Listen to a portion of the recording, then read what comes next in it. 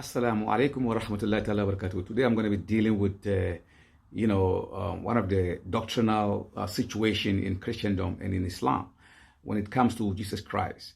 The basics of Christian religion is hung on the fact that Jesus Christ must die, buried, and then rise up after 3 days. That is the resurrection. Without resurrection, without the death and burial and resurrection of Jesus Christ, there will be no Christendom. So Jesus Christ must die. And so in Islam, it's just so very simple. It just said, وَمَا قَتَلُوهُ وَمَا سَلَبُوهُ. They did not kill him and they did not crucify him. And so from the get-go, Islam have given us a clear perspective that Jesus Christ did not die. But when we analyze the Christian books and see whether indeed he died or not, we could see clearly that bits of information, when we juxtapose them together, it comes to show us clearly that Jesus Christ did not actually die. Because in the Old Testament, which Jesus Christ say he came to fulfill and to support, in the book of Deuteronomy chapter 21, verse 24, it says, if anyone commit a crime and you hang him on a tree, you shall by no means bury him that same day, because whosoever is hung on a tree is a curse from God.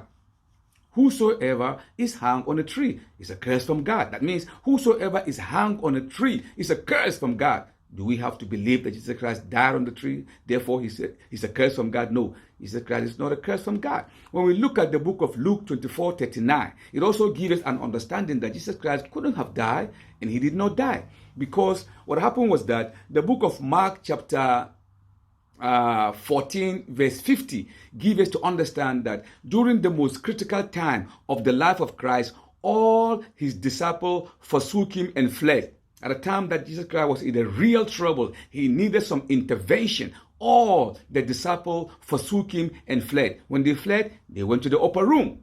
At the upper room, they were thinking that he is dead, he did not die, because none of them saw. Mark said during the most critical time of the life of Christ, all means all, the disciples fled and they did not see what happened. They went to upper room.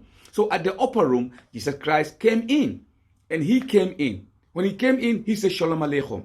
Instead of them to say, Wa Aleichem Shalom, they were frightened and scared. They thought he was a ghost. So Jesus Christ, he realized that they were thinking otherwise of him. So he said, why do thoughts arouse in your mind and in your heart? It is I myself. Handle me and see. For a flesh have no, for I have no, anyone who have flesh and bones is not a spirit. But the fact that I have flesh and bones, I'm not a spirit. And they were surprised and they were shocked. Now he wants to convince them further that it was him himself, flesh and bones. So he said to them, Jesus Christ, do you have any meat, any food to eat? They brought to him, honeycomb and meat. And he took it and he ate. And they were overjoyed. Now they know that he is himself. He did not die. Because Paul, clearly in the book of 1 Corinthians 15:35, Paul said, anyone that is buried with the flesh is going to come out spiritualized. So here's a case. Christ came out in a physical body and he was telling them, I have flesh and bones. You want to believe? You think I'm a spirit? Touch me and see. I'm not a phantom. I'm not a ghost. I'm not something that you can talk imperceptible. I am not. Touch me and see. So when they touched him, they believed that it was him himself. And they were overjoyed. So they went and told other disciples that were not there, including Thomas. So when they told Thomas, we have seen the Master and that he was alive. Not he was resurrected. Not resurrected. I have seen the Master and that he was alive. If he was dead, the Holy Ghost would inspire them to say, we have seen the Master and that he was resurrected. But no, we have seen the Master and that he was alive. Thomas said, no, I won't believe until I touch him myself, just like you did. So another day, Jesus came again and Thomas was there. And Jesus said to Thomas, blessed are those who have not seen me, but yet believe. Touch me and see, and don't be faithless. Right there and then, Thomas, he realized that now he is in trouble because he should have believed just like the disciple told him. So, when you are caught in a situation, what do you say? Oh my God, oh my Lord, oh my God, I'm sorry.